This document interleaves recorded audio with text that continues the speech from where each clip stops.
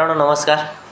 सध्या प्रचंड उन्हाळ्याचे चाहूल सुरू झालेले आहे आणि आपण जर शहरामध्ये किंवा रस्त्याच्या कडेला किंवा गावाकडे फिरताना आपली एक गोष्ट कायम लक्षात येते, तर ती म्हणजे बऱ्याच रसवंतीगृहावरची नावं सारखी असतात. म्हणजे उदाहरणार्थ कानिफनाथ किंवा नवनाथ.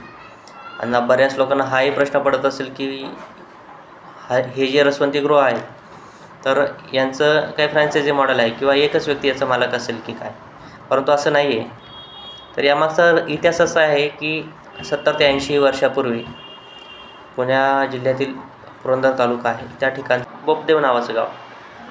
या गावाच्या परिसरामध्ये ऊसाचं उत्पादन व्हायचं, परंतु त्याला चांगलं मार्केट नव्हतं आणि त्या काळात कारखानदारीसुद्धा एवढ्या प्रचंड प्रमाणात नव्हती. तर मग ते ऊसाचं उत्पादन करायचं काय.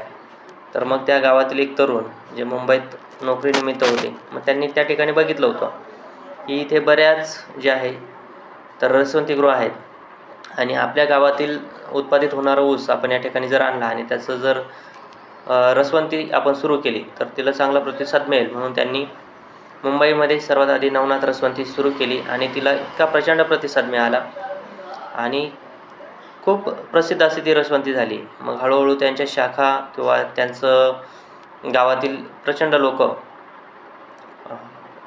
रसवंतीचा व्यवसाय करू लागले आणि नवनाथांपैकी असलेलं कानिफनाथ आणि नवनाथ हे नाव त्या रसवंतीला द्यायला सुरुवात झाली.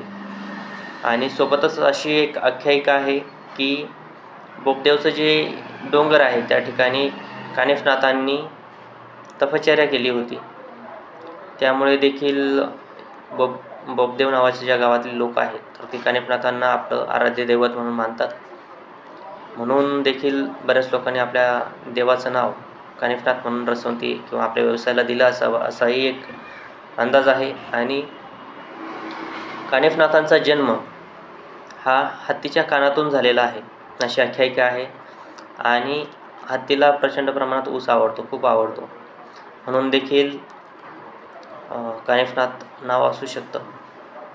माहिती तुम्हाला कशी वाटली नक्कीच आम्हाला सांगा आणि आपल्या फेसबुक पेजला लाईक करा आणि यूट्यूब चॅनलला सबस्क्राईब करा.